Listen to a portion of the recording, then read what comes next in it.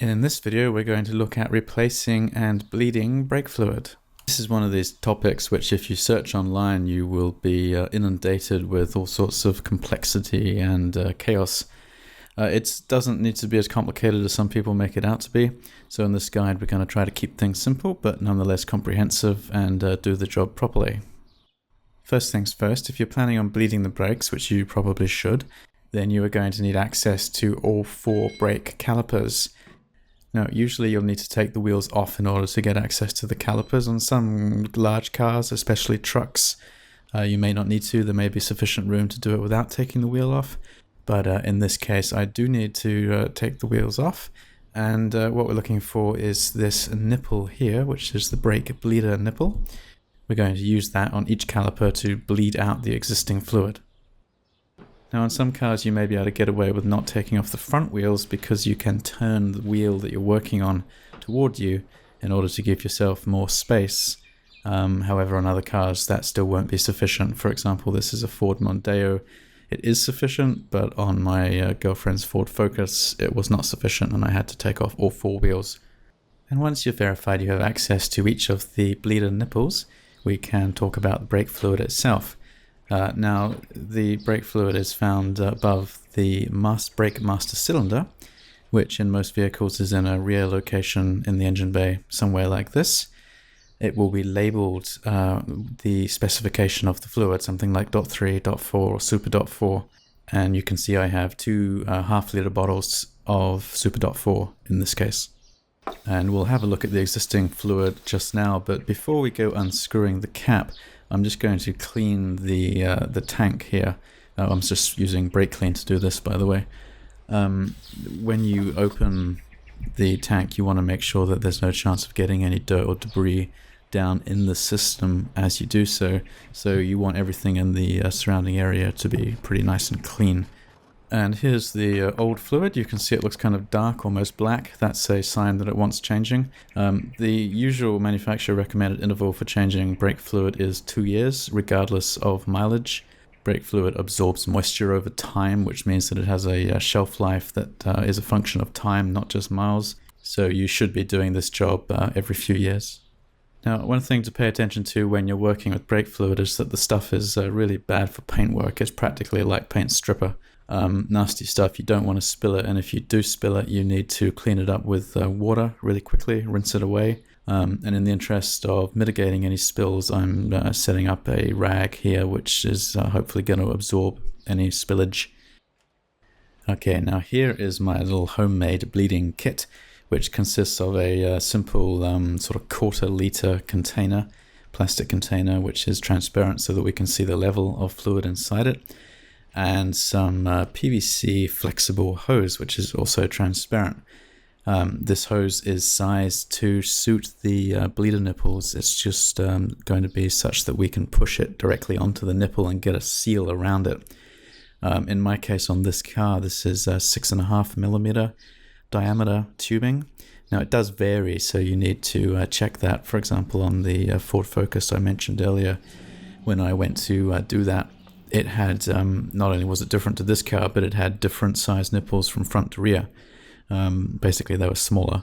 So you do need to look at that and research it and identify the correct size pipe. And then you can just go buy it from a hardware store, or a specialist hosing place will have this kind of stuff. It's dirt cheap, nice and easy. So all you need to do is cut a length of it, maybe about 1/2 meter, and then you insert it into your plastic container. I've sort of poked a hole through the lid here so that it holds it nicely. And then we're going to put the container in such a position that the brake fluid will bleed into it, and the container will hold some level of brake fluid, which the tube is going to be submersed underneath, and that's going to prevent air getting sucked back into the system. So if you like, the brake system is never exposed to air. It's always submersed in brake fluid, even as we bleed it. First step of the job is to empty the master cylinder tank. This is a whole bunch of old fluid which we don't want to have to bleed all the way through the system and out the calipers, so it's much easier to replace it here where we have immediate access to it. So I'm using here a pump. This is a little hand pump out of a hand soap container. You can use anything like a turkey baster or a syringe to do a similar job. So we're just going to empty the cylinder down. Now we don't want to empty it completely dry. It's very important not to allow air into your brake system. And if you allow the master cylinder tank to go too low, that will happen. So we're going to empty it down to its sort of minimum level and then stop. And then as we bleed the system, we're never going to allow it to go below that level either. And this old brake fluid, which you extract from the master cylinder tank, can be used in your bleeder container. You need to have about maybe 1 inch or 2 inches there. Again, the idea is that this covers up the bottom end of the tube in order to prevent air from getting back into the system when we bleed it. Right, so now that we got the majority of the old fluid out of the master cylinder, we need to replace it with new fluid, obviously. So that's a very simple process of just topping it up to its maximum level, or a little bit higher you can get away with the new fluid. And then we can start thinking about actually bleeding out the old fluid from the brake lines and the brake calipers. Now, in order to release the brake nipples, undo the valve, they're always a hex, so you need a spanner.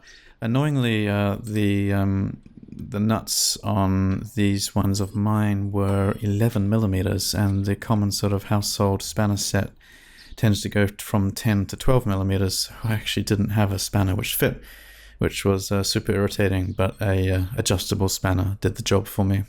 Now, just as an aside, I need to talk about the order in which you do the calipers, because it does matter, and there's usually a manufacturer specification. More and more common nowadays is a diagonal pattern where you do the right rear first, and then the left front, and then the left rear, and then the right front. And that's the order I'm going to be following today on this car. But again, you need to find out specifically, with regard to your vehicle, the proper and correct way to do it. Okay, so let's get on with it. So here goes. I attached the bleeder kit tube onto the nipple, and as you can see, it fits nicely, and we're getting what looks like a good seal. And then I placed the container at a approximately horizontal, or a maybe slightly above that level somewhere, and then I can crack loose the nipple valve using the spanner, which I talked about before. And if it's stuck, if it hasn't been done in a while, then nothing wrong with using a bit of penetrating oil around the nipple, but you need to be very careful using oil like this not to get it on the calipers themselves, the brake pads, for obvious reasons. And then once you do have it loose, then you want to undo it about maybe half to 3/4 of a turn. That should be sufficient, and you'll start to see some small quantity of fluid start to come out into the tube. Now, the reason that we have the tube going up and away from the nipple, and the reason that we place the tube on the other end into a volume of brake fluid in the bleeder kit container, is all in the interest of avoiding any possibility of air getting into the brake system, which would be really bad for braking performance and in fact dangerous. So the logic is that if you imagine an air bubble in this tube, it wants to go up and away from the nipple, and then there's no air on the other end, which is at risk of being sucked back into the system when we pump the brake pedal. So what we do to actually bleed the system is pump the brake pedal gently, not too violently. It doesn't need to be done harshly. It will feel very loose because obviously there's no the system has no pressure because of the loose nipple, and the fluid will come out the nipple and be pushed by pressure into the container. And you need to do this a number of times, and you will eventually get a significant quantity of fluid out. I suggest that you do roughly the quantity shown here. That's about somewhere like a sixth or a fifth of a liter. Remember, I started off with 1 liter of new fluid, and that's what I want to end up getting into the system. So divide that by 4 calipers plus the volume in the master cylinder tank, and that's how much new fluid we want to get in. So now that we're done with the first caliper, we can use the spanner to tighten back the valve. Don't over tighten it, it doesn't need to be terribly tight. and then very carefully remove the tube from the nipple. And you'll notice that I am now lowering it below the nipple so as not to spill any brake fluid when I take it off. By the way, you'll notice I'm wearing latex gloves. This is something I should have mentioned before. Yeah, you want to protect your skin from brake fluid. Like I said, it's nasty stuff, so wear gloves. Now, if you have a full bleeder kit container, then you need to tip it out into a larger waste container. Just remember to leave enough fluid in the kit container that it's going to allow that tube to remain submerged for the next caliper. So now we're just going to do exactly the same thing on all the other 3 calipers in the correct order as I mentioned before. The other thing to mention as you are doing this is you must be filling up the master cylinder tank, replacing the old fluid as it gets drained out. And as you bleed each caliper, then the level in the master cylinder tank will be going down slowly, and you must check it from time to time, and you must top it up with new fluid. And you just keep doing that. You work your way through all 4 calipers.